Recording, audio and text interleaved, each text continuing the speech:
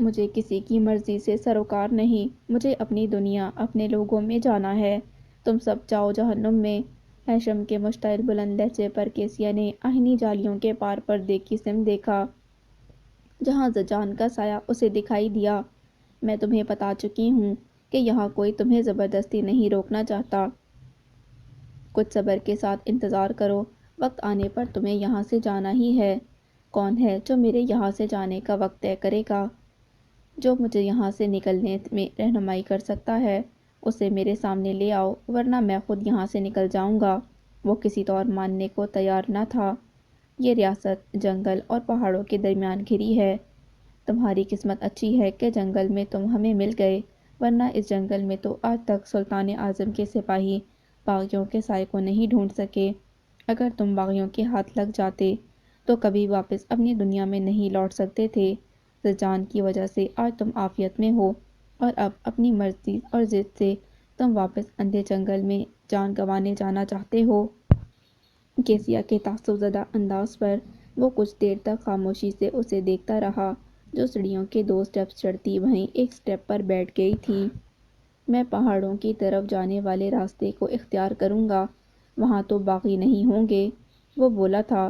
پہاڑوں پر سلطان اعظم کے سپاہی پھیلے ہوئے ہیں، وہ تمہارے ارادے بھانپ کر کوئی سوال کیے بغیر ہی تمہیں پکڑ کر قید میں ڈال دیں گے۔ تم نے ادھر آنے سے پہلے اس ریاست کے بارے میں جو سنا تھا ٹھیک سنا تھا۔ یہاں بسنے والے غلامی کی زندگی گزار رہے ہیں۔ جو یہاں سے نکلنے کی کوشش کرتا ہے اس کے لیے صرف موت کی سزا ہے۔ بالآخر کیسیا کو صاف گوئی سے کام لینا پڑا تھا۔ اس کا مطلب ہے کہ تم نے مجھ سے اب تک جھوٹ کہا کہ مجھے بحفاظت یہاں سے نکال دیا جائے گا۔ ہیشم کا چہرہ اتر گیا تھا۔ نہیں، زجان کبھی جھوٹ نہیں بولتی۔ تم ان کی پناہ میں ہو۔ تم نے دیکھا نہیں، ان کی وجہ سے باقی تمہیں اپنے ساتھ نہیں لے جا سکے تھے۔ یقین رکھو، ان کی پناہ میں تمہیں کسی تکلیف، کسی زیادتی کو نہیں جھیلنا پڑے گا۔ یہ ٹھیک ہے کہ تم اپنی مرضی سے یہاں نہیں آئے، پر اب یہ بھی قبول کر لو کہ تمہاری مرضی سے تمہیں یہاں سے بھیجنے میں تمہاری زندگی کو خطرہ لاحق ہوگا۔ زجان بہت جلد اپنا وعدہ نبھائیں گی۔ کیسیا، مجھے اپنی زندگی کی فکر نہیں، میرے پاس جینے کی کوئی وجہ نہیں رہی، لیکن یہاں آنے کے بعد مجھے احساس ہوا کہ میری دنیا میں کچھ لوگ ایسے ہیں جو مجھے بہت عزیز ہیں۔ میں واپس جا کر ان کے درمیان جینا اور مرنا چاہتا ہوں۔ تم اپنی رانی سے کہو میں ان سے ملنا چاہتا ہوں، اسے بتانا چاہتا ہوں کہ یہاں میں زندہ ہوتے ہوئے بھی پل پل موت کی اذیت سے گزر رہا ہوں۔ اس کے التجائی لہجے کی اذیت اور گہری نیلی آنکھوں میں تیرتی سرخی نے کیسیا کے دل کو جکڑا ہوا تھا۔ تمہاری کچھ باتیں مجھے سمجھ آتی ہیں اور کچھ نہیں سمجھ آتی۔ تم میرے کسی سوال کا ٹھیک جواب نہیں دیتی ہو۔ میں جانتا ہوں تمہیں اجازت نہیں، لیکن میں اپنی الجھنوں کے درمیان مزید صبر اور ضبط نہیں کر سکتا۔ ٹھیک ہے، میں زجان تک تمہاری بات پہنچا دیتی ہوں، وہ آج رات ہی تم سے ملاقات کریں گی۔ کیسیا نے کہا۔ رات میں کیوں؟ ابھی کیوں نہیں؟ اس کا جواب خود زجان دیں گی تمہیں۔ کیسیا نے ہلکی سی مسکراہٹ کے ساتھ اسے دیکھا تھا۔ میں نے تمہاری بات مان لی ہے، اب تم پر فرض ہے کہ دوا اور کھانے سے منہ نہ پھیرو۔ اب میں جا کر خادموں کو بھیجتی ہوں تاکہ تم غسل لے کر لباس تبدیل کر لو۔ نرم لہجے میں بولتی وہ جانے کے لیے اٹھ گئی۔ ہیشم اسے دور جاتا دیکھتا رہا اور پھر بمشکل اپنے پیروں پر اٹھا۔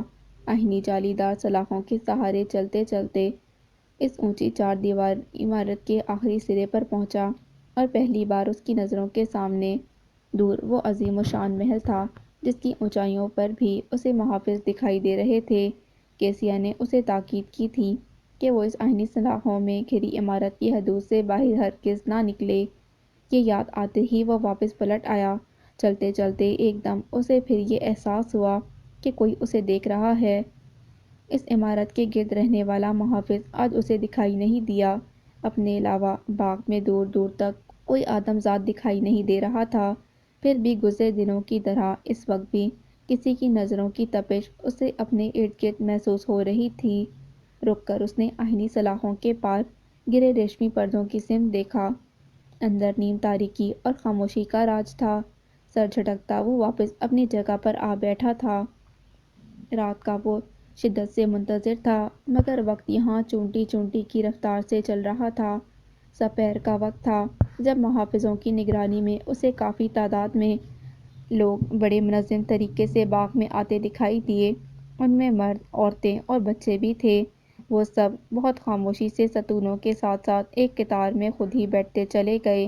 اپنے لباس اور وضع قطع سے ہیثم کو وہ سب کے سب بہت مفلوق الحال دکھائی دیے۔ اسی لمحے بروقت اس کی الجھن دور کرنے کیسیا وہاں آ پہنچی۔ جس طرح تمہارے زخموں کا یہاں علاج ہو رہا ہے، اسی طرح یہ لوگ بھی اپنی تکلیفوں کی دوا لینے آئے ہیں۔ یہ وہ مجبور اور لاچار رعایا ہے جو اپنے حکمران کے ظلم اور ستم کا شکار، کھل کر سانس لیتے ہوئے بھی ڈر اور خوف میں مبتلا ہے۔ زجان کو حکمت عملی اپنے دادا سے ملی ہے۔ وہ بہت عالم فاضل تھے۔ کیسیا بس اتنا ہی بتا کر عمارت کے آخری سرے پر موجود دروازہ کھول کر اندر داخل ہو گئی۔ ہیثم کو وہ ریشمی پردوں کے پیچھے غائب ہوتی نظر آئی۔ اس کے بعد دروازے پر ایک نگران کھڑا ہو گیا۔ اس کے اشارے پر ایک ایک کر کے مریض اندر پردے کے پیچھے جاتا اور کچھ دیر بعد واپس آ جاتا اور سیدھا دور درختوں کے اس جھنڈ کی طرف چلا جاتا جس جھنڈ کی وجہ سے باہر جانے کا راستہ ہیثم کی نظروں سے پوشیدہ تھا۔ شام ڈھلنے تک تمام مریض اور نگرانی کرتے محافظ باغ سے جا چکے تھے، جبکہ وہ مستقل ان لوگوں کو کیسیا کی باتوں پر غور کرتا رہا تھا۔ اس کی سمجھ سے باہر تھا کہ سلطان اپنی ریاست کے لیے ظالم اور جابر ہے، تو رعایا کو اتنی اجازت کیسے مل گئی کہ وہ اس کے ہی محل کے باغ میں اپنے درد کی دوا لینے آئیں۔ اسے یہ بھی الجھن تھی کہ زجان اس محل کی رانی کے منصب پر ہونے کے باوجود محل کے اندر کیوں نہیں؟ محل کے حکم میں ان اونچی فضیلوں میں کیوں روپوش ہے؟ جنگل میں وہ باغی زجان کے تابعدار ہیں تو پھر وہ کس سے بغاوت کر چکے ہیں؟ رات کے پروں نے قدرت کے تمام رنگوں کو چھپا لیا تھا، مگر کھلے آسمان پر دہکتے چاند کی روشنی تاریکی کو مات دے رہی تھی۔ ہر منظر دودھیا کرنوں میں اجلا اجلا تھا۔ انتظار میں اس کی بے چینی حد سے تجاوز کرنے لگی تھی جب اندر ریشمی پردوں کی اوٹ سے ایک ہیولا اسے اپنی سمت آتا دکھائی دیا۔ مسحور کن خوشبوؤں اور زیورات کی مدھم جل ترنگ میں آہنی سلاخوں کے قریب رکتی وہ چند لمحوں تک اسے دیکھتی رہی، جو مکمل اس کی طرف متوجہ ساکت بیٹھا تھا۔ ہیثم نے دیکھا وہ زانوں بیٹھ چکی تھی۔ آج بھی اس کا چہرہ نقاب میں چھپا ہوا تھا۔ تیز چمکتی بھنورا آنکھیں بھی نیم تاریکی میں گم تھیں۔ میں کیسیا کی طرح کسی بھی وقت نہیں آ سکتی؟ اس کے دھیمے لہجے کی حلاوت اور رس گھولتی آواز دل کا اضطراب کم کرنے کے لیے کافی تھی۔ سب سے پہلے ایک بات جان لو، میں ان آہنی دیواروں میں قید ہوں، تمہاری طرح آزاد نہیں۔ میری آزادی تم سے منسوب ہے۔ میں تمہیں اپنے ساتھ لے کر ہی یہاں سے نکلوں گی۔ میرا ساتھ دینے کے سوا تمہارے پاس کوئی چارہ نہیں۔ گہرے لہجے میں بولتی وہ خاموش ہوئی تھی۔ کس نے قید کر رکھا ہے تمہیں؟ وہ دنگ لہجے میں پوچھ رہا تھا۔ اس محل اور ریاست کے سلطان نے۔ وہ اتنا ہی بولی۔ کیا وہ تمہارا باپ نہیں؟ وہ دنگ ہی تھا۔ نہیں، وہ میرا چچا ہے۔ جواب دے کر اس نے ایک ٹھنڈی سانس بھری تھی۔ تاریکی میں ہیثم بس اسے دیکھنے کی کوشش کرتا رہا تھا۔ میرے آباء و اجداد اس ریاست کی باغ دوڑ سنبھالتے آئے تھے۔ اصول کے مطابق میرے دادا نے ریاست کی حکمرانی کا تاج اپنے بڑے بیٹے یعنی میرے باپ کے سر پر سجایا اور خود گوشہ نشین ہو گئے۔ دو ہی بیٹے تھے ان کے۔ میرے دادا اور میرا باپ دونوں ہی اس بات سے بے خبر تھے کہ ان کا ہی خون اقتدار کی ہوس اور رقابت کی آگ پہ چلتا شب خون مارنے والا ہے۔ ایک طرف میرا باپ ریاست کو جنت بنا رہا تھا تو دوسری طرف میرا چچا ان کی پشت پر خنجر گھونپنے کی تیاریوں میں مگن تھا۔ اس نے میرے باپ دادا کی کئی وفاداروں کو لالچ دے کر اپنے حواریوں میں شامل کر لیا۔ میں بہت چھوٹی تھی اس وقت جب میرے باپ کو زہر دے کر قتل کر دیا گیا۔ میری ماں کی زندگی کو خطرے میں دیکھ کر دادا نے ان کو ایک وفادار کے ساتھ محل سے فرار کروا دیا۔ میرا چچا ان تک نہ پہنچ سکا، مگر دادا کو اس نے ان آہنی در و دیوار میں قید کر دیا۔ اور تم، اس نے تمہیں کیسے زندہ چھوڑ دیا؟ بغور سنتا ہیثم سوال کیے بغیر نہ رہ سکا۔ وہ یقیناً مجھے بھی قتل کر دیتا، وہ جانتا تھا کہ ریاست کے لوگ میرے باپ سے بے حد عقیدت اور محبت کرتے تھے۔ ان کی حکمرانی میں سب خوش تھے، خوشحال تھے۔ ظاہر ہے میرے چچا کو خدشہ ہوگا کہ میری طرف سے وہ غداری کر کے اس ریاست پر مسلط ہوا تھا۔ میرے جوان ہوتے ہی ریاست میں بغاوت سر اٹھا سکتی تھی۔ میرے دادا نے صرف میرے لیے اس سے التجا کی تھی، لیکن صرف دادا کی التجا پر ہی مجھے اس نے میری زندگی نہیں بخشی۔ بھائی کے لیے نہ سہی مگر بھائی کی اولاد کے لیے اس کے خون نے ضرور جوش مارا تھا۔ میرے لیے اس کی محبت اور شفقت ختم نہ ہو سکی، ورنہ 5 برس پہلے دادا کے انتقال کے بعد وہ بآسانی مجھے قتل کروا کر یہیں دفن کر سکتا تھا، کسی کو خبر تک نہ ہوتی۔ اور اب تو وہ چاہتے ہوئے بھی نہ مجھے قتل کروا سکتا ہے، نہ مجھے آزاد کر سکتا ہے۔ اس کے تلخ ہوتے لہجے پر ہیثم خاموشی سے اسے دیکھتا رہا تھا۔ میرے دادا کئی علوم سے مالا مال تھے، بہت کچھ ان سے مجھے ملا، اس میں حکمت بھی شامل ہے۔ میرا چچا بھی یہ بات جانتا تھا، اسی لیے جو کام وہ دادا سے نہ لے سکا وہ اس نے مجھ سے لینا شروع کر دیا۔ موذی امراض کے لیے بھی دوائیں مجھ سے بنوا کر امراء اور باہر کی دنیا کو منہ مانگی قیمت کے بدلے فروخت کرواتا ہے وہ۔ ریاست کے مجبور لوگوں کے خون پسینے اور میرے علم کو مہنگے داموں فروخت کر کے وہ مسلسل اپنے خزانے اور اپنی اولادوں کے عیاشیوں کے لیے بڑھاتا جا رہا ہے۔ مجھے خود سے زیادہ ریاست کی فکر ہے، جو سلطان سے عاجز آ چکے ہیں۔ میں جب تک یہاں قید ہوں، میرے لوگ سلطان کی غلامی سے نجات نہیں حاصل کر سکتے۔ وہ میری طرف بھی امید کی نگاہ نہیں کر سکتے، کیونکہ میرے چچا نے یہ مشہور کروا رکھا ہے کہ اپنے باپ کی موت اور ماں کی گمشدگی نے میری ذہنی حالت تباہ کر دی ہے۔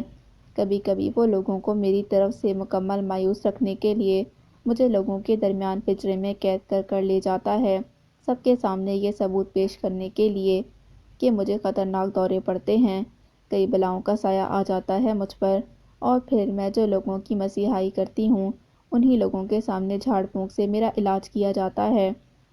لوگ مجھ سے ڈرتے ہیں، خوف کھاتے ہیں، لیکن جانتے ہیں کہ ان کی بیماریوں کا علاج میرے پاس ہے۔ میرا چچا مجبوراً اس بات پر آمادہ ہے کہ میں اس کے ستائے ہوئے لوگوں کی خدمت کروں، ان کی مسیحائی کروں، ورنہ اگر میرے علم سے ان کو فیض نہ پہنچا تو میری بنائی گئی دواؤں میں شفا نہ رہے گی اور اس کو بھاری نقصان سے دوچار ہونا پڑے گا۔ بات مکمل کرتے وہ شاید تھک کر خاموش ہوئی تھی۔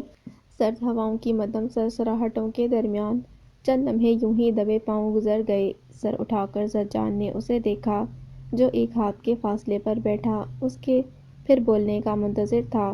کیسیا نے مجھے بتایا کہ یہاں آنے سے پہلے تمہیں ہماری ریاست کے بارے میں کچھ باتیں معلوم ہوئی ہیں، وہ سب کافی حد تک درست ہیں، مگر میں سلطان کی بیٹی ضرور ہوں، کوئی آدم خور ڈائن نہیں۔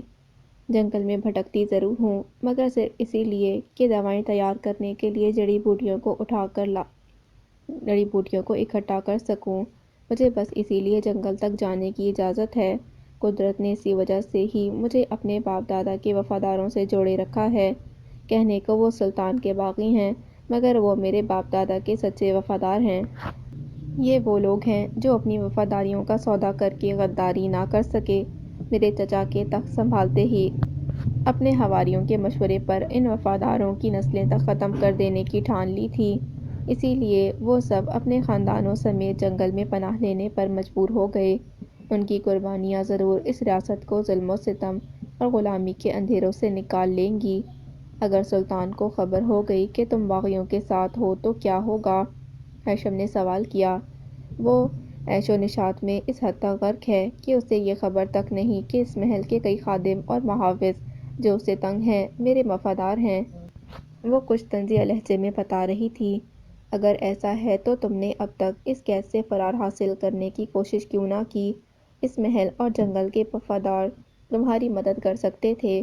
ہیثم نے کچھ حیرت اور الجھن کے درمیان پوچھا، تم ٹھیک کہتے ہو، میں بآسانی یہاں سے فرار ہو جاتی اگر میں خود غرض ہو کر صرف اپنے لیے سوچتی، مگر میرے شانوں پر ان سب وفاداروں کا قرض ہے جنہوں نے میرے باپ کے لیے اپنی جانیں دی ہیں۔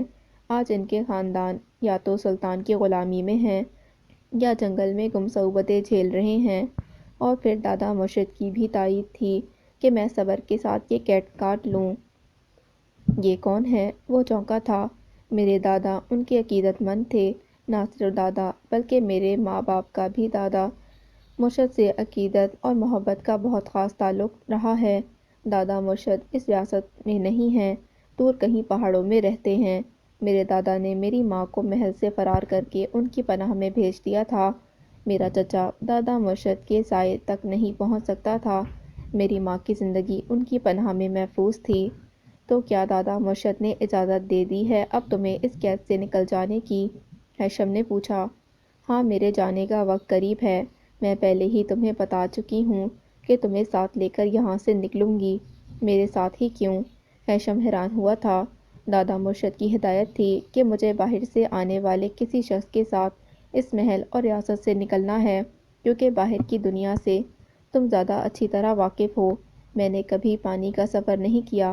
تم بحفاظت مجھے دریا پار کروا دو گے اور میں تمہیں جنگل سے نکال سکتی ہوں۔ حقیقت یہی ہے کہ تمہیں میری اور مجھے تمہاری ضرورت ہے۔ زجان کے صاف گو لہجے پر وہ کچھ دیر تک خاموشی سے اسے دیکھتا رہا تھا۔ تم دادا مرشد سے کیسے رابطے میں ہو؟ میں اپنے دادا کی زندگی میں ہی ان سے رابطے میں ہوں۔ دادا مرشد کے پیغام جنگل میں باغیوں تک رسائی حاصل کرتے اور باغیوں کا خبری میرے وفادار خادم سے جڑا ہے۔ دادا مرشد کا ہر پیغام کیسیا کی خوابگاہ کی کھڑکی سے مجھ تک پہنچ جاتا ہے۔ زجان نے تفصیل سے بتایا تھا۔ پتہ نہیں تم میرے بارے میں میرے حالات سے واقف ہونا چاہتے بھی ہو یا نہیں، لیکن جانے کیوں میں اپنے تمام سچ تمہارے گوش گزار کر دینا چاہتی تھی۔ شاید اسی لیے کہ مجھے پتہ ہے تم وہی شخص ہو جس کے ساتھ میں اس طویل قید سے نکل کر آزاد فضا میں سانس لوں گی۔ ایک انجانا سا تعلق، ایک بے نام سی اپنائیت تم سے محسوس ہوتی ہے۔ میں جانتی ہوں تم یہاں سے جانے کے لیے بے تاب ہو۔ اب تمہیں اندازہ ہو جانا چاہیے کہ یہاں سے جانے کے لیے میں تم سے زیادہ بے چین ہوں۔ بس کچھ دن اپنے زخموں کے بھرنے کا انتظار کر لو، پھر میں دادا مرشد سے اجازت لے کر ایک دن کی بھی دیری نہیں کروں گی۔ وہ یقین دلانے والے لہجے میں بولی۔ میں کوشش کروں گا کہ صبر سے کچھ انتظار کروں۔ ہیثم نہ چاہتے ہوئے بھی یہ کہہ گیا تھا۔ کیا تم اب تیار ہو خود غرضی کے لیے؟ یہاں کے لوگوں کو تم یوں ہی سلطان کی غلامی میں چھوڑ جاؤ گی؟ نہیں، ایسا کیسے ممکن ہے؟ میں صبر سے قید اس لیے کاٹ رہی تھی تاکہ ادھر باغی اپنی تیاریاں مکمل کر لے۔ اب تیاری مکمل ہے۔ کیسی تیاری؟ وہ الجھ کر بولا تھا۔ محل پر حملے کی تیاری۔ اس کی دھیمی آواز نے ہیثم کو دنگ کیا تھا۔ وہاں ایک سپہ تیار ہو چکی ہے۔ وہ اس ریاست کی قیدی نہیں، ریاست کو بھی سلطان کے تسلط سے نکال کر باہر کی دنیا سے جوڑنا چاہتے ہیں، دنیا کے ساتھ چلنا چاہتے ہیں۔ زجان کے کہنے پر وہ خاموش رہا تھا۔ کل صبح میں تمہارے زخم دیکھوں گی۔ بغیر سہارے کے چلنے کی کوشش مت کرنا۔ دوسری طرف محافظ موجود رہتا ہے۔ تھوڑا سست ہے وہ، ایک جگہ بیٹھ جاتا ہے۔ ضرورت ہو تو اسے آواز دینا، آ جائے گا۔ اب تم آرام کرو۔ ہیثم کو موقع ہی نہ ملا کچھ کہنے کا۔ اسے تاکید کر کے وہ سرعت سے اٹھی، ریشمی پردوں کے پیچھے گم ہو گئی۔ اس کے جاتے ہی تنہائی اور سناٹے نے ہیثم کو گھیر لیا۔ پتہ نہیں کب تک وہ زجان کی باتوں کو ذہن میں دہراتا غور کرتا رہا تھا۔ جانے کیوں اسے خدشہ ہونے لگا کہ جب مصیبت میں وہ مبتلا ہے، آنے والے کل میں کہیں وہ اس پر بھی زیادہ گھنبیر مشکل میں نہ گھر جائے۔ میں تمہیں خبردار کر رہی ہوں لورین، اب تمہارے پاس وقت بہت کم رہ گیا ہے۔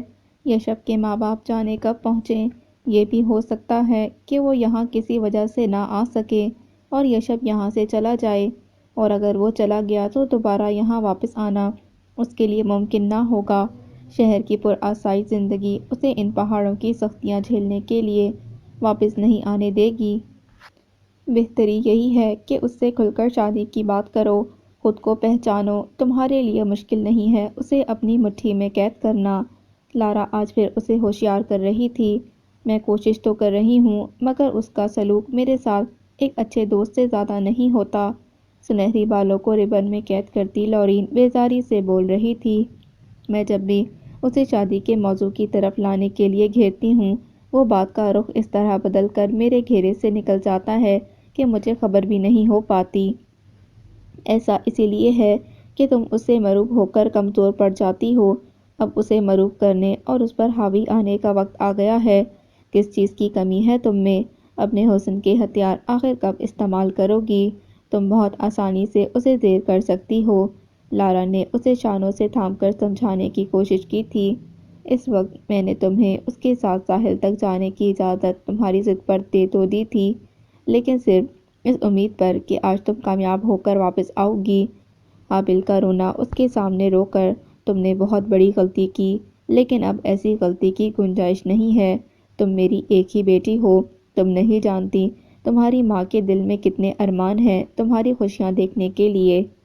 اس حقیقت کو سمجھو میری بیٹی، عورت کے پاس زیادہ وقت نہیں ہوتا۔ ڈھل جانے کی تلوار ہر لحظہ اس پر لٹکتی رہتی ہے۔ جوانی کا چاند صرف گھٹتا ہے، بڑھتا نہیں۔ تم نہیں جانتی یہ شب کتنی بڑی نعمت بن کر آیا ہے ہماری زندگی میں۔ دیر مت کرو ورنہ۔ ممی، میں آپ کے سارے ارمانوں کو پورا کروں گی، مجھ پر بھروسہ رکھے۔ ماں کی آنکھوں میں آنسو دیکھ کر لورین تڑپ کر اس کے گلے لگ گئی۔ کمرے کے باہر دروازے کی آڑ میں ساکت کھڑی مرجان کا دل دکھ سے بھر گیا تھا۔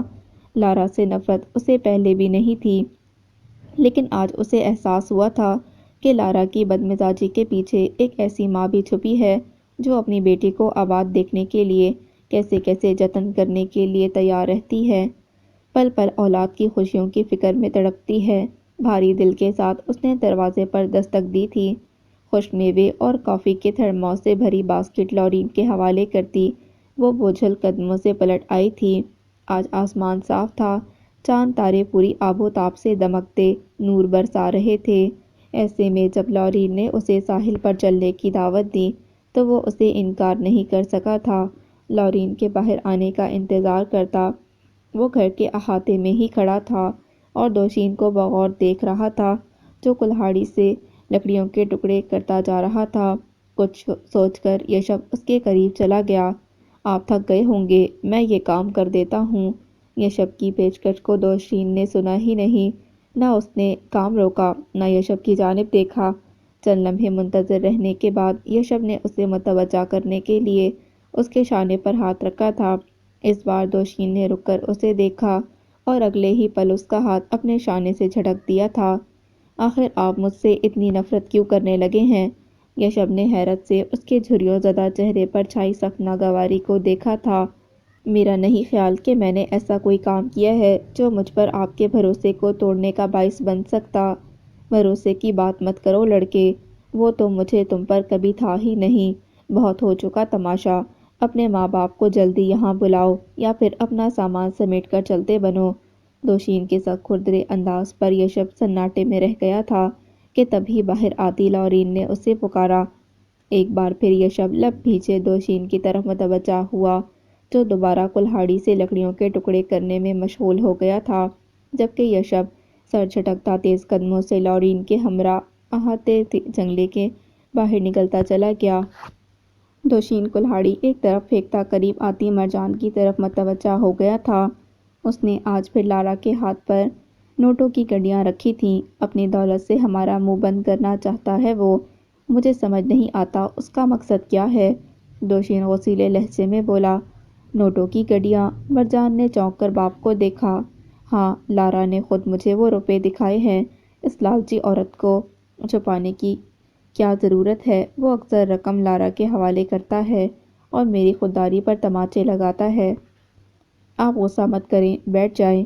مرجان نے اسے شانوں سے تھام کر قریب ہی رکھے کٹے ہوئے تنے پر بٹھایا اور خود بھی اس کے سامنے پنجوں کے بل بیٹھ گئی۔ ڈیڈی، غور طلب بات یہ ہے کہ اس کے پاس اتنے پیسے کہاں سے آ رہے ہیں؟ مرجان کے تشویشناک لہجے پر دوشین نے چونک کر اسے دیکھا تھا۔ وہ بے دریغ رقم خرچ کر رہا ہے آپ کی بیوی اور بیٹی پر۔ وہ جب یہاں آیا تھا تو اس کے پاس اتنے روپے نہیں تھے۔ ہاں، لارا نے اس کے بیگ میں رکھی ہر چیز ہمارے سامنے دیکھی تھی، دوشین اچانک یاد آنے پر بولا تھا۔ آپ نے اب تک کوئی غیر معمولی بات محسوس کی؟ مرجان نے پوچھا تھا۔ بس یہی کہ وہ تنہا قصبے کی طرف جاتا ہے اور کبھی جلدی کبھی دیر سے واپس آتا ہے۔ لارا کے سوال کرنے پر وہ بہت صفائی سے ٹال جاتا ہے کہ وہ تنہا اتنی دیر کہاں رہا۔ اب معلوم کرنا پڑے گا کہ وہ کہاں اور کیوں جاتا ہے، جبکہ اس کے لیے یہاں سب اجنبی ہیں۔ مرجان نے بات کاٹ کر کہا۔ مجھے اس کے پیچھے جانا پڑے گا، دوشین قطعی انداز میں بولا۔ نہیں، اس طرح تو وہ ہوشیار ہو سکتا ہے۔ مرجان فوراً منع کرتی کچھ سوچنے لگی تھی۔ حابل یہ کام کرے گا، مرجان فیصلہ کن انداز میں بولی تھی۔ دبیز برف سے اٹے ساحل پر پرسکون دریا کی چاندنی میں نہائی مدھم لہروں کا نظارہ بہت دلکش لگ رہا تھا۔ کڑکڑاتی برفانی سردی سے بچنے کے لیے یشب نے لکڑیاں جمع کر کے آگ سلگائی اور اونچے پتھر آگ کے قریب رکھنے کے بعد لورین کی طرف متوجہ ہوا، جو پتھر پر بیٹھی باسکٹ میں سے کافی کا تھرموس نکال رہی تھی۔ اس وقت کافی کی شدید ضرورت ہے، شکریہ ڈیئر۔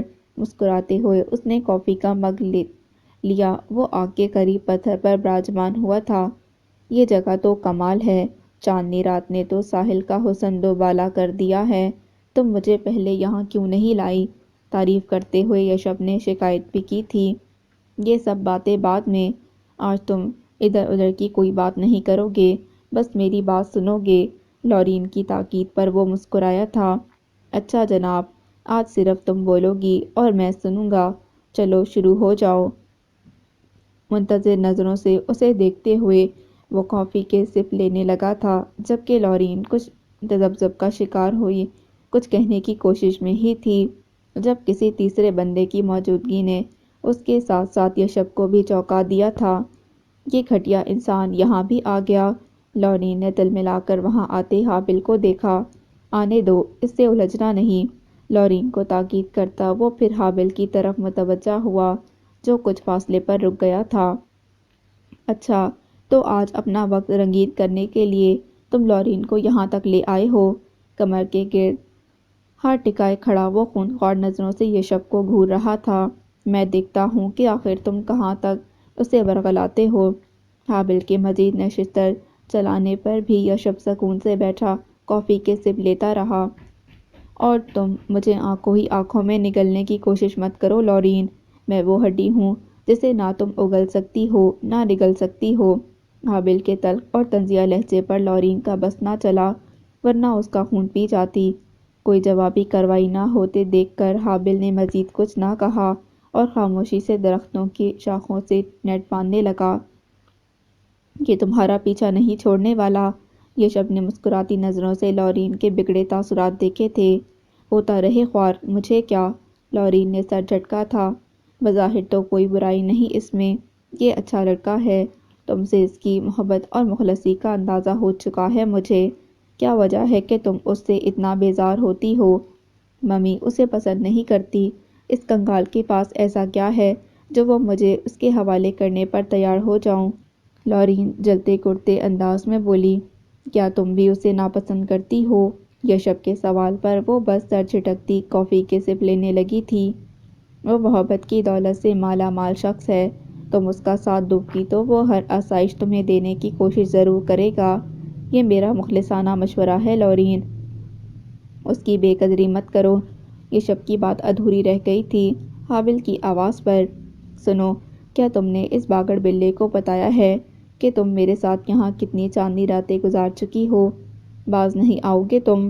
لورین کے بھڑکنے پر وہ دل جلانے والے انداز میں ہنستا نیٹ کے جھولے پر دراز ہوتا ہلکورے لینے لگا تھا، مگر شاید شاخیں اس کا بوجھ نہ سہار سکی تھیں یا نیٹ کی گرہ کمزور پڑ گئی تھی۔ گرنے سے بچنے کی مضحکہ خیز کوشش کرنے کے باوجود وہ نیٹ سمیت اوندھے منہ نیچے گر پڑا تھا۔ یشب کا قہقہ بے ساختہ بلند ہوتا چلا گیا۔ بہت اچھا ہوا، ذرا سی شرم ہے تو غرق ہو جاؤ جا کر دریا میں۔ بازو سہلاتے حابل پر برستی لورین تیز قدموں سے وہاں سے جانے لگی تو یشب بھی باسکٹ اٹھاتا اس کے پیچھے چلا گیا۔ چربی کم کر لو قابیل، ورنہ یوں ہی منہ کے بل گرتے رہو گے۔ جاتے جاتے یشب بدلہ لینا نہیں بھولا تھا۔ قابیل کسے کہتا ہے؟ کرنٹ کھا کر حابل اپنے قدموں پر اٹھا تھا۔ ہوگا تمہارا باپ قابیل، ٹھہر تو ذرا۔ غصے میں دھاڑتا حابل پیچھے دوڑا آیا، مگر تب تک یشب اس کی حالت سے لطف اٹھاتا لورین سمیت موٹر اڑا لے گیا تھا۔ گھر کے احاطے کے باہر ہی موٹر میں جنگل کی طرف جانے کے لیے ضروری چیزیں رکھتی مرجان نے دور سے ہی یشب کی موٹر کی ہیڈ لائٹس دیکھ لی تھیں۔ اسے حیرت ہوئی، ساحل سے ان دونوں کی اتنی جلدی واپسی کی امید نہیں کی جا سکتی تھی۔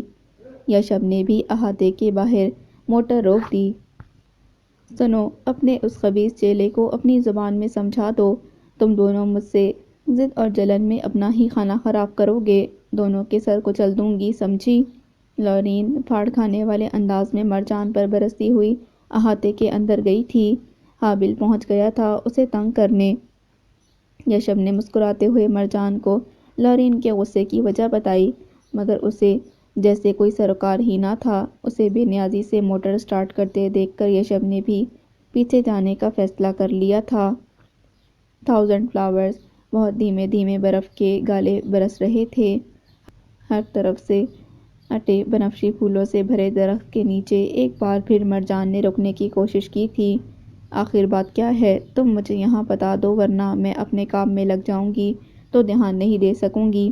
مرجان نے اسے مخاطب کیا تھا، جو اس کی کلہاڑی پکڑے بندوق کاندھے سے ٹکائے پیچھے چلا آ رہا تھا۔ تمہیں جہاں سے لکڑیاں جمع کرنی ہیں وہاں تک چلو پہلے۔ یشب کا وہی ایک جواب تھا۔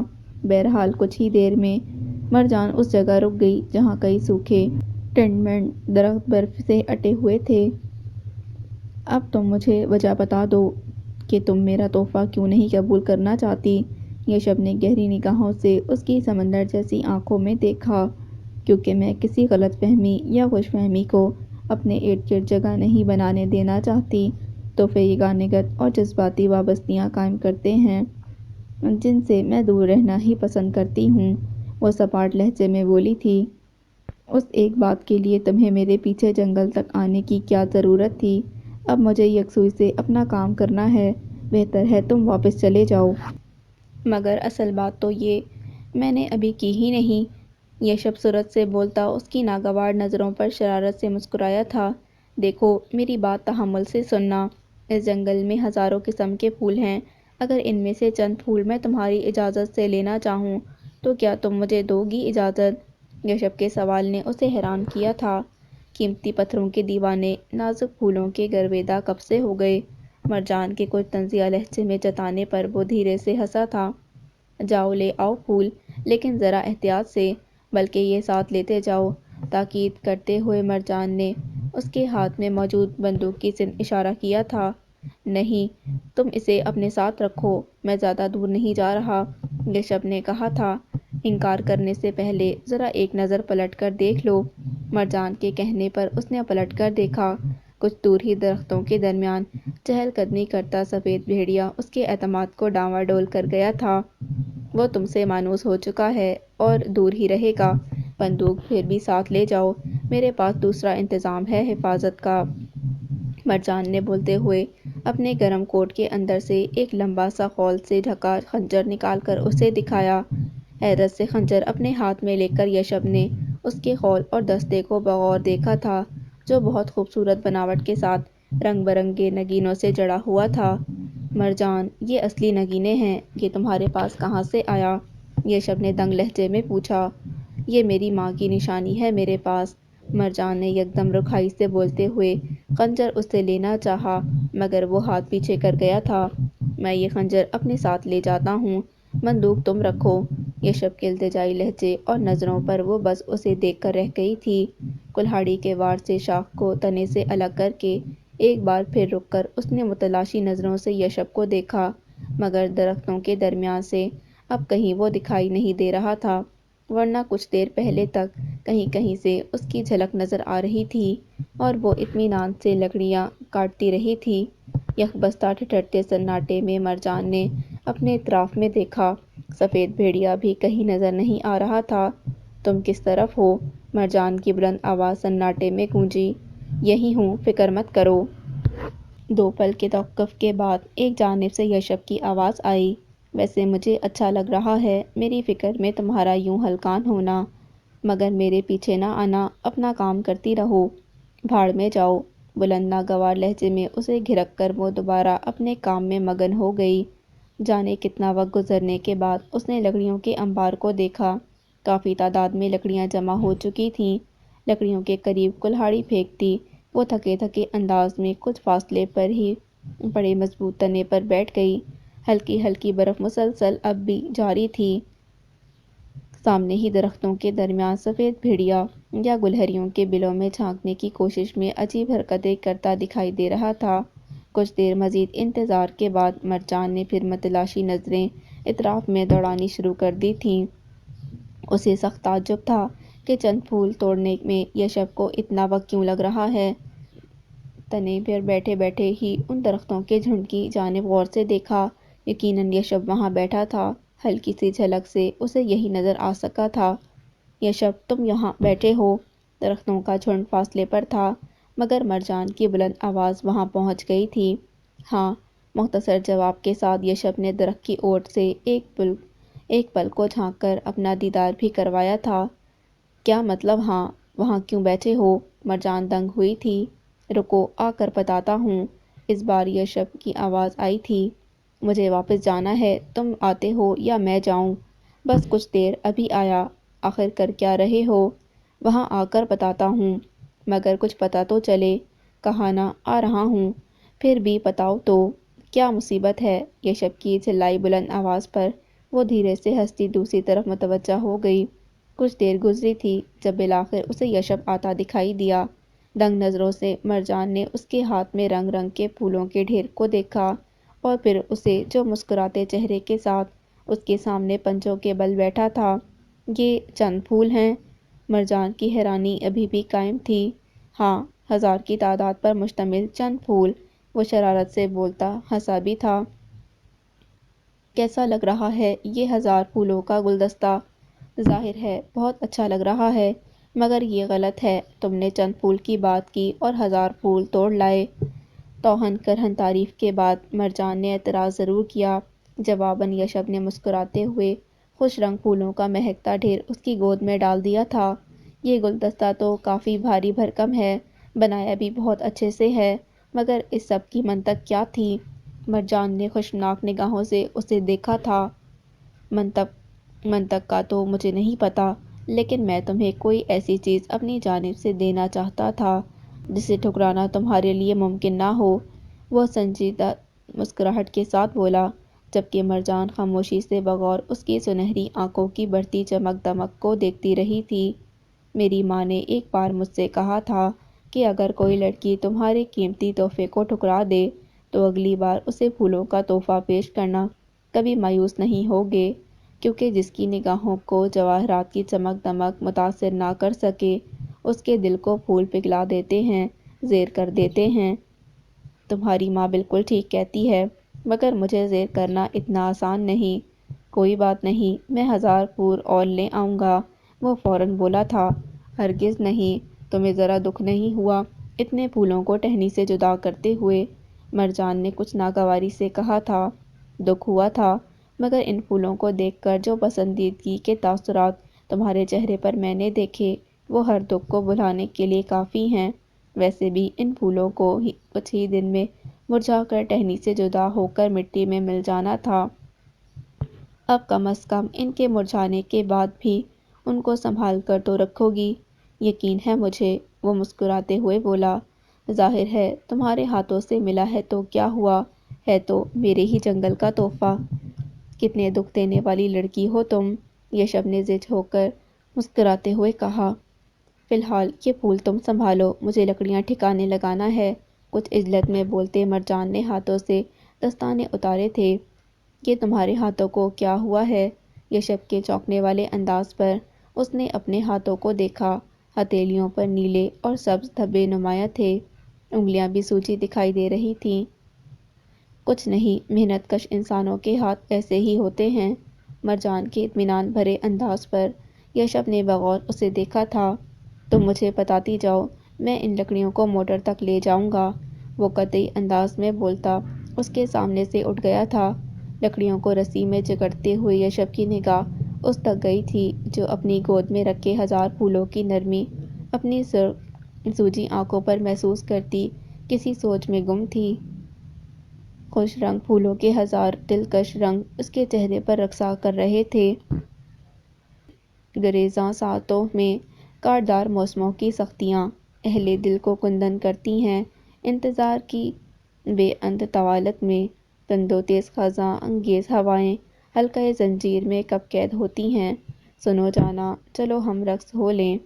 हवाओं के संग संग डोले कि नखलिस्तान मोहब्बत में बुलबुलें चहकती हैं।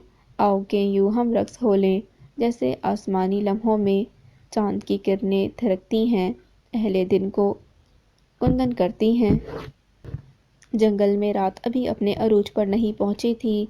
घने दरख्तों की शाखों से छन छन कर बरसती नीलगो रोशनी में खुदरू झाड़ियों और सफ़ेद जंगली फूलों के दरमियान मुँह मारता वो हिरन बहुत खूबसूरत था जो इस वक्त हाम के निशाने पर था।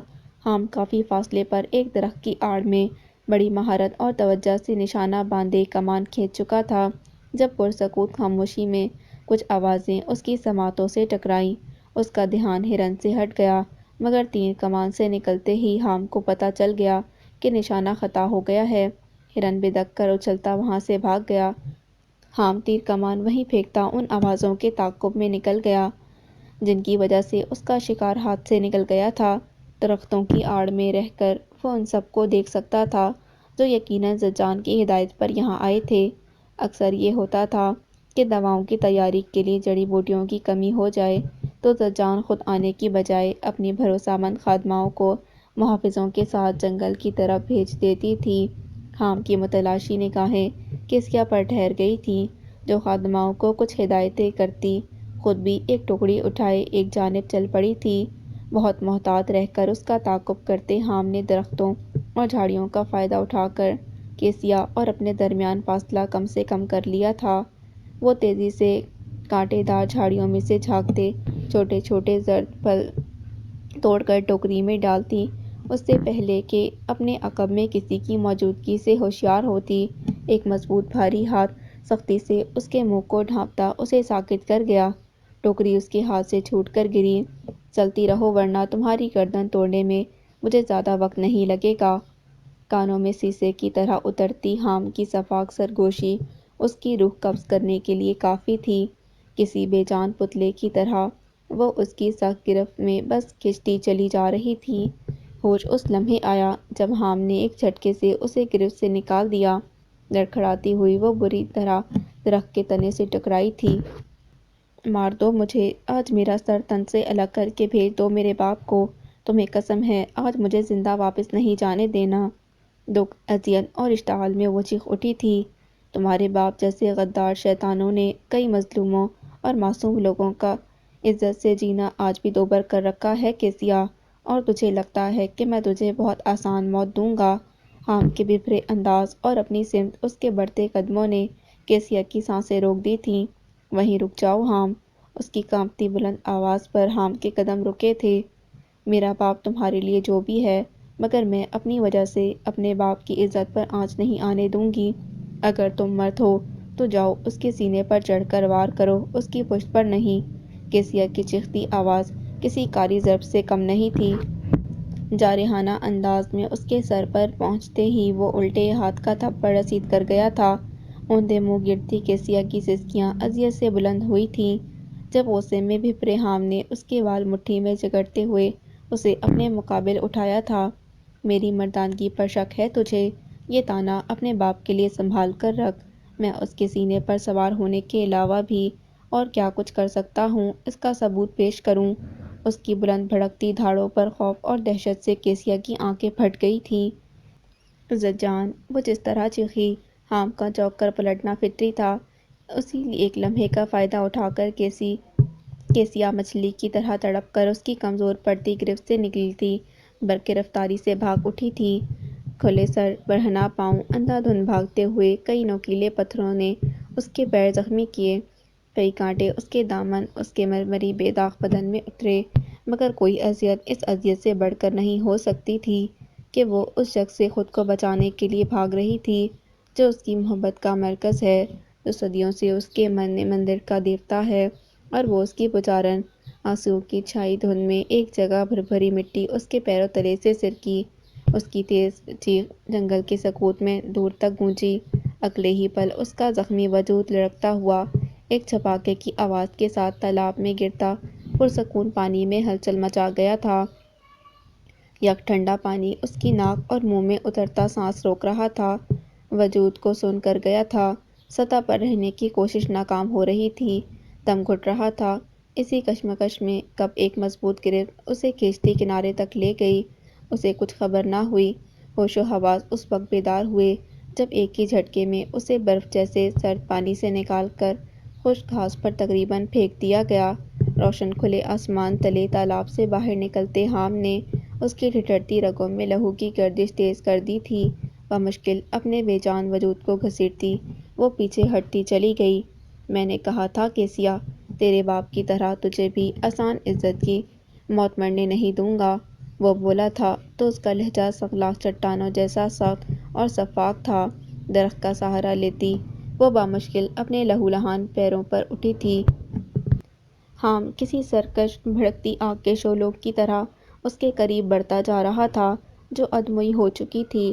اپنے خوف اور درخت کی گھنی چھاؤں تلے پھیلی نیم تاریکی میں اسے نہ تو حام کی آنکھوں میں انتقام کے بھڑکتے شعلے دھیمے ہو کر بجھتے دکھائی دیے اور نہ ہی اس کے نرم پڑے تاثرات۔ دوسری جانب حام کی نظروں سے اس کی پیشانی پر لگا گہرا زخم چھپا نہیں تھا جس سے رستا خون اس کے چہرے کو تر کرتا جا رہا تھا۔ دھیرے سے حام کا اٹھتا ہاتھ اس کی پیشانی کے زخم پر ٹھہرا تھا، تبھی اس کے ساکت پتھرائے وجود میں حرکت ہوئی۔ اگلے ہی پل حام کا ہاتھ اس کی پیشانی پر لرز گیا تھا۔ ایک کراہ کے ساتھ وہ لڑکھڑا کر پیچھے ہوا۔ اس کی بے یقین نظریں کیسیا سے ہٹتی اس کے ہاتھ تک گئی جو ابھی اس کے خنجر کے دستے پر مضبوطی سے جما ہوا تھا جو وہ حام کے پہلو میں گھونپ چکی تھی۔ تبھی بھل بھل ابلتے حدت اپنے ہاتھ پر محسوس کرتی کیسیا کو ہوش آیا تھا کہ اس نے کیا کر دیا ہے۔ خنجر سے ہاتھ ہٹاتی وہ چیخ اٹھی تھی مگر اس کی آدھی چیخ حلق میں ہی گھٹ گئی جب اس کی گردن حام کے آہنی ہاتھ کی گرفت میں جکڑی تھی۔ بے وقوف لڑکی، محبت اور ہوس کے لمس کا فرق سمجھتی ہے یا نہیں؟ وہ اذیت اور اشتعال میں لرزتے لہجے میں غرایا تھا اس پر جو گھٹی گھٹی آواز میں رو رہی تھی۔ اس کی گردن آزاد کر کے حام نے اس کا بازو گرفت میں لیا تھا۔ واپس نکال اس خنجر کو۔ اذیت سے بھیجے حکمیہ لہجے پر نفی میں سر ہلاتی کیسیا کا دل دہل میں آ رہا تھا۔ جلدی! حام کی گرجدار آواز اور بازو میں اتری جاتی آہنی گرفت پر اس کے کانپتے ہاتھ خنجر کی طرف بڑھے تھے۔ حام کی کربناک گھٹی گھٹی کراہوں پر آنکھیں بھیجتے ہوئے اس نے خنجر کھینچا تھا۔ زخم کو دونوں ہاتھوں سے دبائے وہ ضبط کی حدتوں پر تھا۔ پھولی سانسوں کے درمیان وہ ابھرتی آوازوں کی طرف متوجہ ہوا۔ تالاب کی دوسری جانب کیسیا کے ساتھ آنے والے محافظ دوڑتے آ رہے تھے۔ سرعت سے اپنے لہو میں تربتر خنجر کیسیا کے لرزتے ہاتھوں سے چھین کر تالاب میں پھینکا تھا اور ایک آخری نگاہ اس پر ڈالتا کچھ لڑکھڑاتے قدموں سے تیزی سے دوڑتا ہوا گھنے درختوں کی تاریکیوں میں گم ہو گیا تھا۔ تب تک محافظ اور خادمائیں اس تک پہنچ گئے تھے جو ہوش و خور سے بیگانی غافل پڑی تھی۔ گھنٹی کی جل ترنگ پر اس نے ایک پل کو رک کر کیسیا کی سرخ آنکھوں کو دیکھا جو سرعت سے اٹھ بیٹھی تھی مگر زجان اشارے سے روک دی۔ خود کھڑکی کی سمت بڑھ گئی۔ سانس روکے بیٹھی کیسیا ایک ٹک اسے ہی دیکھ رہی تھی جو ذرا کھڑکی کھولے دوسری طرف سے کچھ سننے میں محو تھی۔ چند ہی لمحوں بعد زجان کھڑکی بند کرتی اس کے سامنے آ بیٹھی تھی۔ زجان، اگر اسے کچھ ہو گیا تو میں خود کو بھی ختم کر لوں گی، میں زندہ نہیں رہوں گی۔ دھواں دار برستی آنکھوں کے درمیان وہ گھٹی آواز میں چیخی تھی۔ ہاں، یہ بات وہ بھی جانتا تھا کہ تم نے خود کو بھی نہیں چھوڑنا، اسی لیے تم سے خنجر چھین کر اس نے تالاب میں پھینکا تھا۔ زجان کے سخت لہجے پر وہ بس چہرہ ہاتھوں میں چھپائے سسک رہی تھی۔ پہلے اسے مار دینے کے در پر ہو گئی، اب اس کے لیے خود مری جا رہی ہے۔ اس طرح خود کو نڈھال کرنا تھا تو اسے زخم لگایا ہی کیوں تھا؟ میں ڈر گئی تھی زجان، محبت کی بے حرمتی کے خوف نے مجھے مجبور کر دیا تھا۔ وہ لرزتے ہوئے کربناک لہجے میں بولی تھی۔ پھر بھی کیسیا، تجھے جلد بازی میں اتنا سنگین قدم نہیں اٹھانا چاہیے تھا۔ وہ سرکش ہے مگر بزدل نہیں۔ شکر کر جوابی کارروائی میں اس نے تیرا کام نہیں تمام کیا ورنہ میں تو جیتے جی مر جاتی۔ کیا خبر آئی زجان، وہ زندہ تو ہے نا؟ پر امید بھیگی آنکھوں سے اس نے زجان کو دیکھا تھا۔ وہ ٹھیک ہے بالکل۔ اس کے شانے پر ہاتھ رکھ کر وہ مسکرائی تھی۔ وہ زخم بھی کوئی زخم ہے جو محبت کے ہاتھوں لگا ہو۔ جنگل کا شیر ہے، سارے جنگل میں ڈکراتا پھرتا ہے، زخم اس کا کچھ نہیں بگاڑ سکتے، بلکہ اس نے تو تیری خیریت کا پوچھا ہے۔ یہ اندازہ تو اسے بھی ہے کہ اسے خنجر مار کر تو نے اپنے ساتھ کیا کر لیا ہے۔ اس نے میری خیریت کا پوچھا۔ کیسیہ کے شدید بے یقینی پر زجان نے مسکراتے ہوئے اس بات میں سر ہلایا تھا۔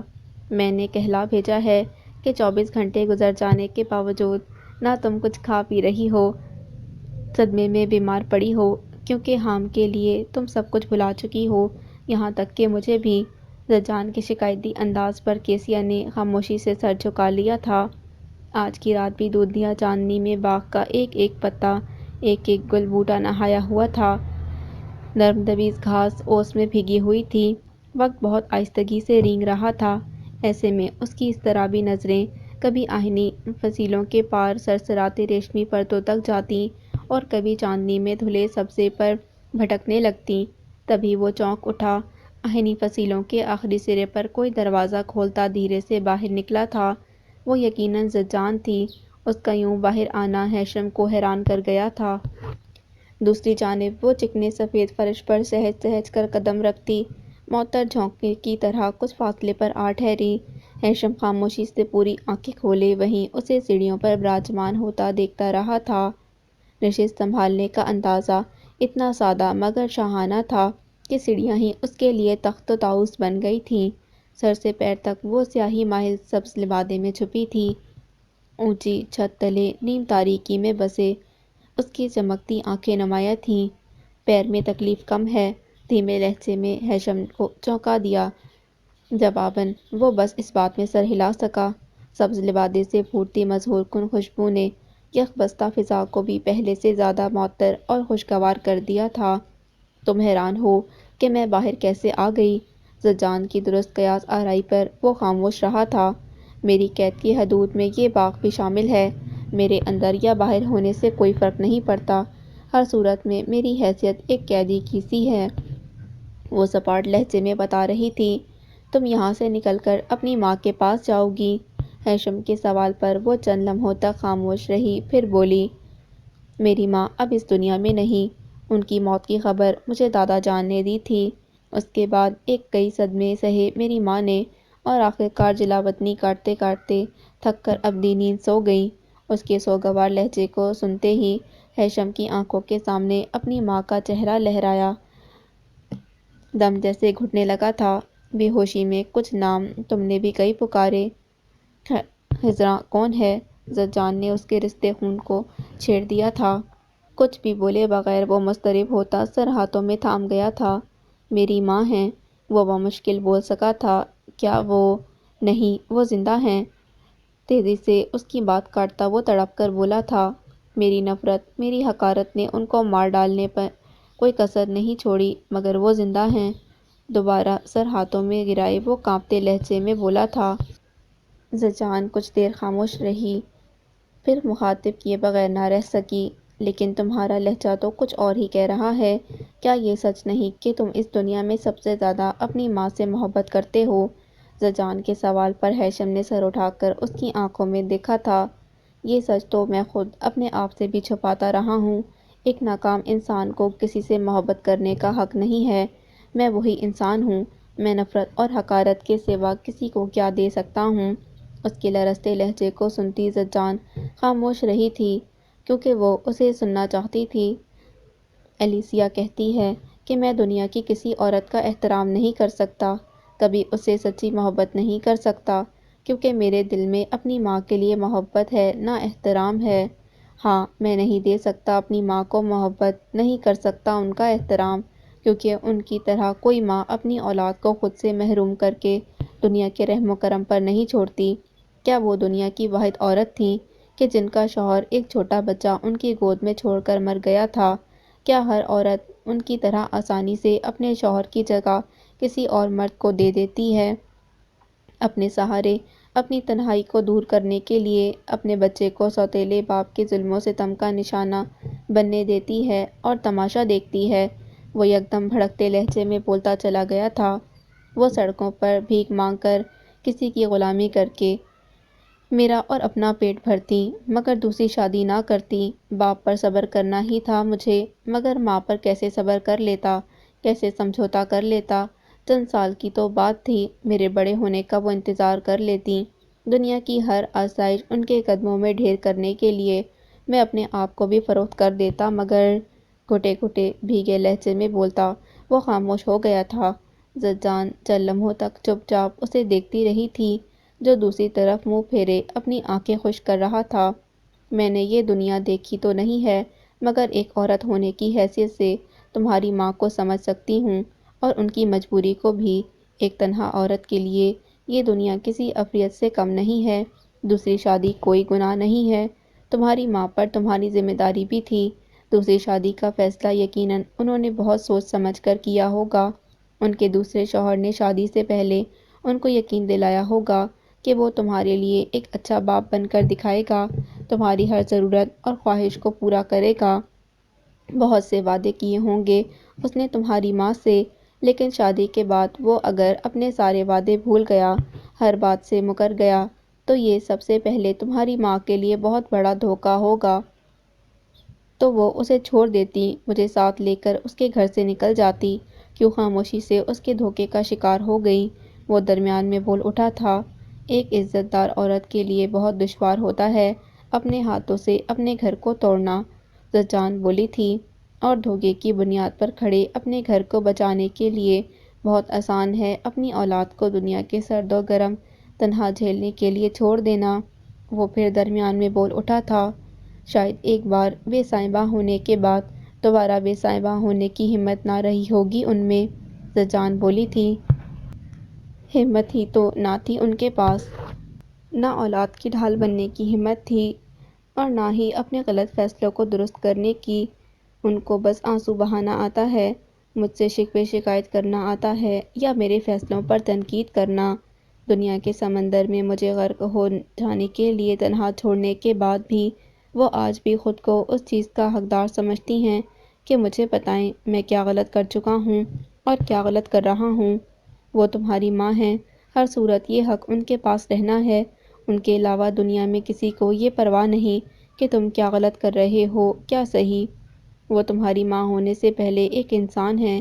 انسان سے غلطیاں بھی سرزد ہوتی ہیں اور غلط فیصلے بھی ہو جاتے ہیں، مگر تم ان کی طرح غلطیاں نہ کرنا۔ اپنے دل اور ظرف کو ان کے لیے وسیع کر کے ان کو معاف کر دو۔ ایسا کرنے سے میرے ماضی کی تمام محرومیاں ختم ہو جائیں گی، جو اب میرے دل کا ناسور بن چکی ہیں۔ کیا وہ وقت واپس مل جائے گا مجھے، جو میں نے اپنی ماں کے بغیر ان کے لیے تڑپتے سسکتے گزارا تھا؟ ہیثم کا دھیما لہجہ اذیت سے چور تھا۔ نہیں، جو گزر گیا وہ واپس نہیں آ سکتا، مگر اب وقت تمہارے ہاتھ میں ہے۔ تم چاہو تو سود سمیت وہ سب کچھ حاصل کر سکتے ہو جو وقت نے تم سے چھین لیا تھا، اور یہ سب اسی لیے بھی ناممکن نہیں کہ تمہاری ماں زندہ ہیں، تمہاری راہ تکتی ہوں گی۔ مجھے دیکھو، عبرت حاصل کرو۔ میری بد نصیبی کہ میری ماں اب کبھی مجھے نہیں مل سکے گی۔ وہ مجھے سینے سے لگانے کی حسرت لیے اس دنیا سے چلی گئی۔ زجان کے نم لہجے کو بغور سنتا وہ بس سر جھٹکائے خاموش رہا۔ آج تم اپنی ماں کو معاف کر کے ان کے تابع دار بن جاؤ، کل تمہاری اولاد تمہارے سامنے سر جھکائے رکھنے کو اپنا فرض سمجھے گی۔ میری اولاد؟ ہیثم کے دل میں خنجر اترا تھا۔ میری اولاد بھی مجھ سے جدا ہو گئی۔ میری ماں نے، میری بیوی نے مجھے چھوڑ دیا، مگر میری اولاد کو قدرت نے مجھ سے جدا کر دیا۔ ایک یہی صدمہ مجھے اس دنیا سے بیزار کر گیا ہے۔ میرے لیے سب کچھ ختم ہو چکا ہے، اور اب تو یہ امید بھی ناممکن ہے کہ میری لذا دوسرا جنم لے کر میری آنکھوں، میرے سینے کو ٹھنڈا کرنے آئے گی۔ وہ اب کبھی نہیں آئے گی۔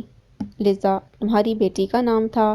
زجان نے اسے دیکھا، جو سر ہاتھوں میں تھامے بالکل خاموش تھا، مگر اس کا وجود دھیرے دھیرے لرز رہا تھا۔ جانے کتنے لمحے کرب کی لہروں میں ڈوبتے ابھرتے گزر گئے۔ کیا تم نے شادی کے معاملے میں اپنی ماں سے رائے لی تھی؟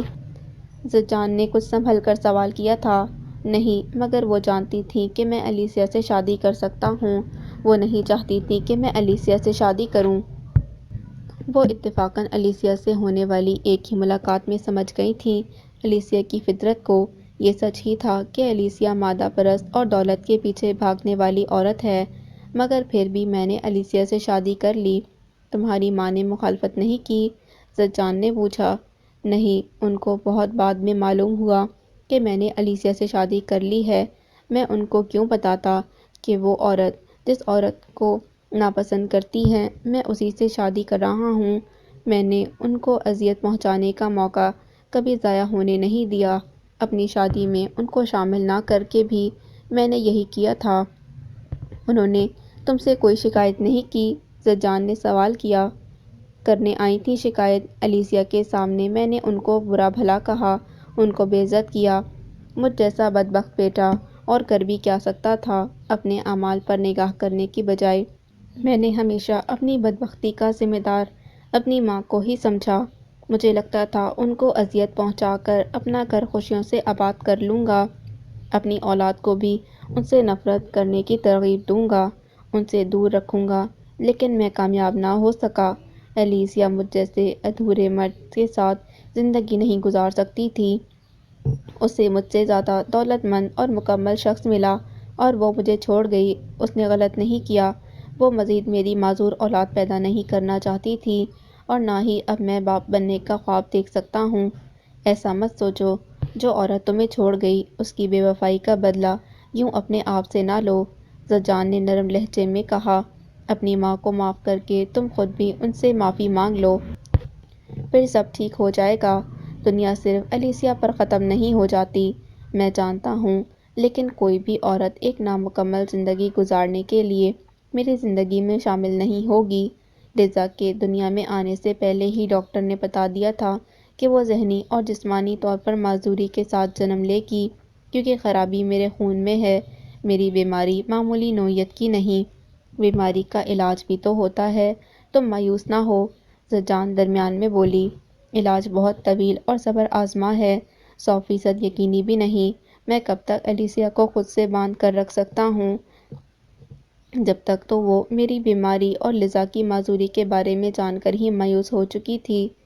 اس کے لیے ممکن ہوتا تو وہ بہت پہلے ہی لیزا سے اور مجھ سے جان چھڑا کر جا چکی ہوتی۔ اسے مجبوراً میری بیٹی کو دنیا میں لانا پڑا۔ شاید میری بیٹی اپنی ماں کی طرح مجھے بھی مجبور نہیں دیکھنا چاہتی تھی، اسی لیے اس نے دنیا سے واپس چلے جانے میں دیر نہ کی۔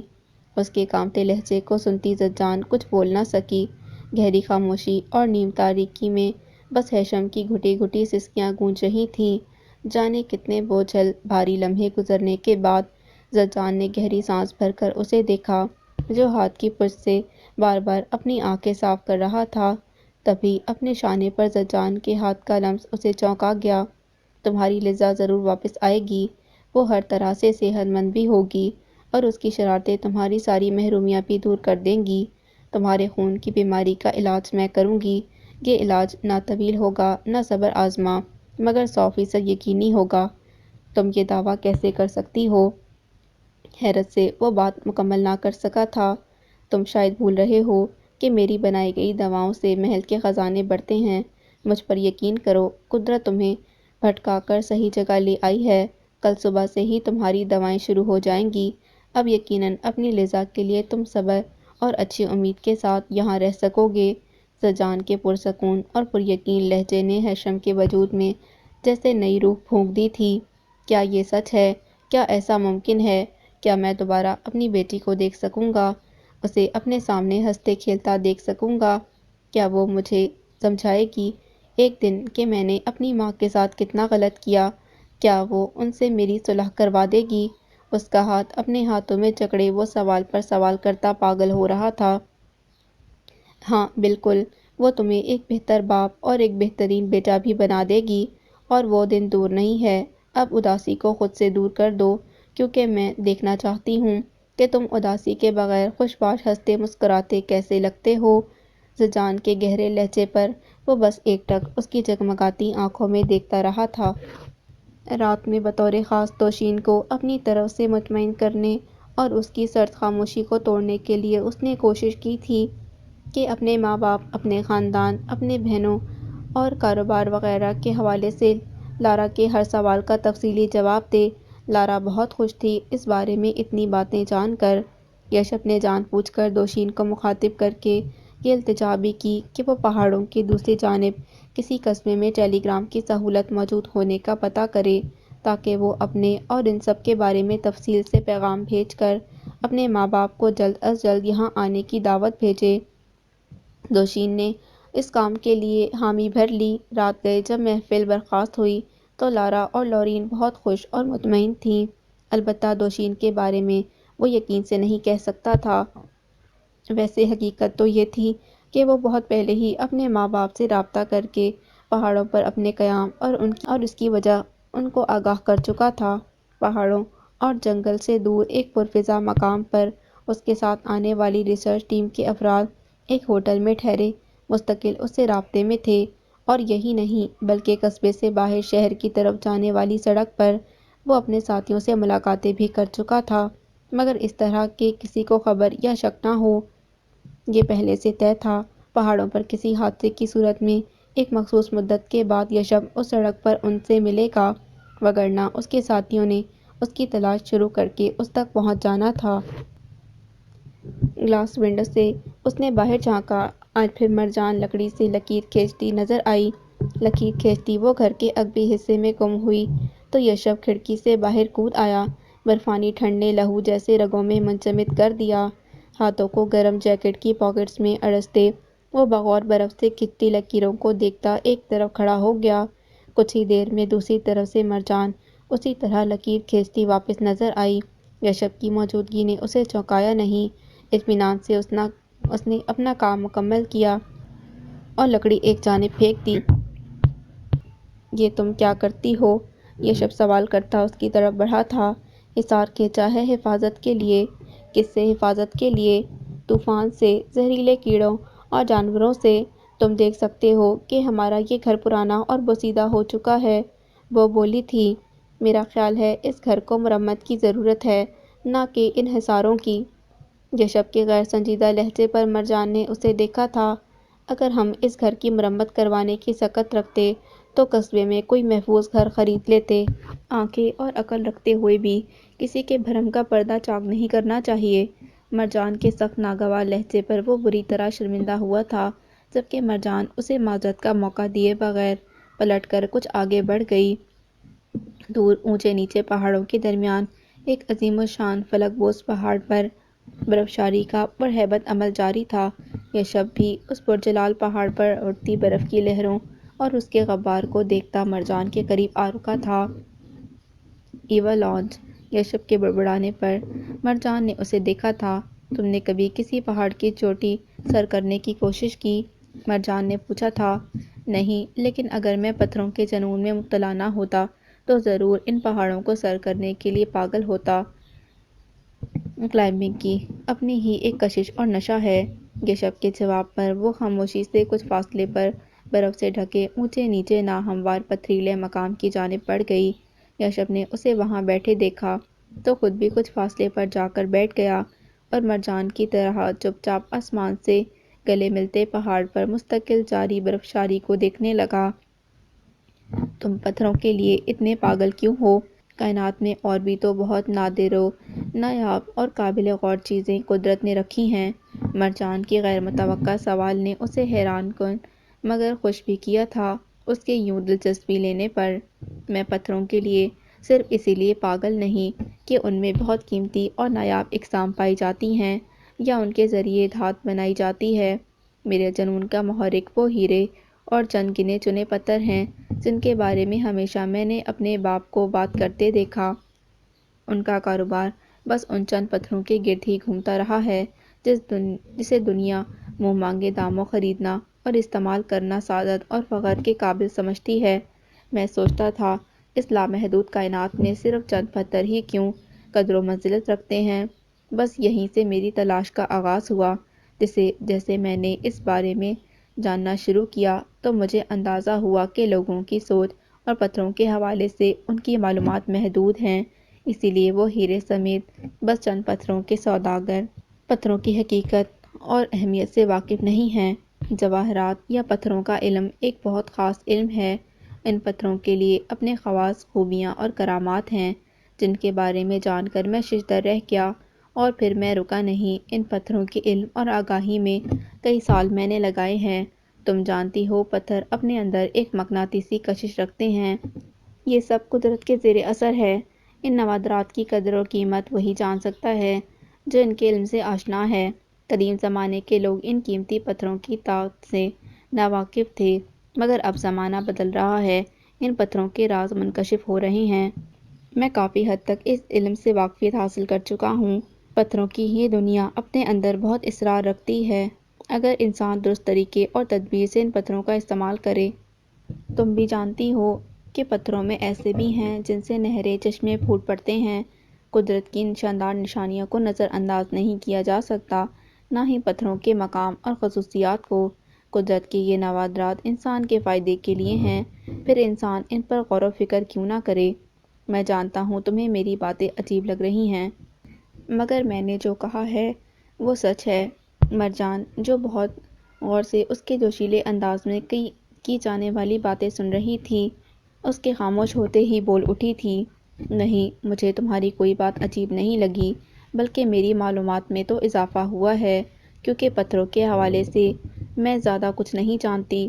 تم علم رکھتے ہو، اسی لیے تم زیادہ بہتر جانتے ہو ان پتھروں کی قدر اور اہمیت۔ مرجان سنجیدگی سے بولی، تم یقیناً پتھروں کی اہمیت کو اجاگر کرنے کے لیے، لوگوں کو ان کی جانب راغب کرنے کے لیے مستقبل میں کوئی بڑا کام کرو گے، اور مجھے معلوم ہے کہ تم اس میں کامیاب بھی ہوگے۔ تمہاری برسوں کی محنت اور جدوجہد ضرور رنگ لائے گی۔ تم نے ٹھیک کہا، میں واقعی نایاب پتھروں کے حوالے سے کسی بڑے پروجیکٹ پر کام کرنے کے لیے سوچ رہا ہوں۔ مرجان کے درست قیاس آرائی نے اسے کچھ گڑبڑا دیا تھا۔ سچ تو یہ تھا کہ بہترین جیولری ڈیزائنر کے ساتھ مل کر وہ اپنے پروجیکٹ پر کام شروع کر چکا تھا۔ اس کا پروجیکٹ مکمل تب ہی ہونا تھا جب وہ ان تمام پتھروں کو ان کی اصلی حالت میں حاصل کر کے یہاں سے اپنے ساتھ لے جاتا، مگر یہ ایک خفیہ اور غیر قانونی عمل تھا جس کے لیے مرجان کو اعتماد میں لینے کی فی الوقت وہ جرأت نہیں رکھتا تھا۔ پتھروں کی جو نایاب اقسام اسے یہاں جنگل میں موجود چٹانوں سے حاصل ہو سکتی تھیں، وہ ان اقسام کی تلاش میں خوار پھرتا رہا تھا۔ پھر بھی تم نے کچھ تو سوچا ہوگا، ان پتھروں کی اہمیت سے کس طرح لوگوں کو آگاہ کیا جائے؟ مرجان کا لہجہ بہت سادہ تھا۔ فی الحال تو میں نے یہی سوچا کہ ہیرے، سونے چاندی کے زیورات کے مقابلے میں ان پتھروں کو جدید خوبصورت تراش کے زیورات کی شکل میں منظر عام پر لاؤں گا۔ ایک بہت بڑے پیمانے پر ان کی نمائش ہوگی، جن میں لوگوں کو ان پتھروں کے نام، خواص اور خصوصیات سے نہ صرف معلومات فراہم کی جائے گی۔ خوب، یعنی مستقبل میں تمہارا یہی جنون تمہارا پیشہ بننے والا ہے؟ تم اس میں انعام کمانا چاہتے ہو؟ مرجان نے کہا، بالکل، پیشہ وہی اچھا جس میں انسان کبھی بیزار نہ ہو۔ میرا جنون اور پیشہ ساتھ ساتھ ہی چلیں گے، دل دماغ دونوں کا فوکس ایک ہی جانب۔ میرے باپ نے تو ہمیشہ کی طرح میرے ارادوں پر لعنت ہی بھیجی ہے، لیکن میرے پروجیکٹ کی کامیابی کا مجھے 100% یقین ہے۔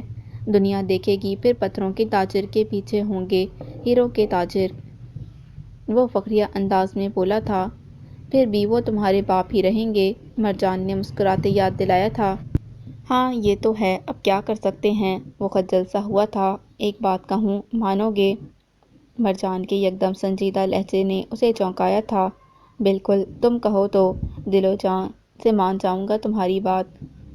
اپنی خواہش، اپنے شوق کے لیے بہت وقت گھر سے دور گزار دیا ہے تم نے، اب اپنے ماں باپ کو وقت دو، ان کی خواہشوں کو وقت دو، اس سے پہلے کہ وقت ہاتھ سے نکل جائے اور پیچھے کوئی انتظار کرنے والا نہ رہے۔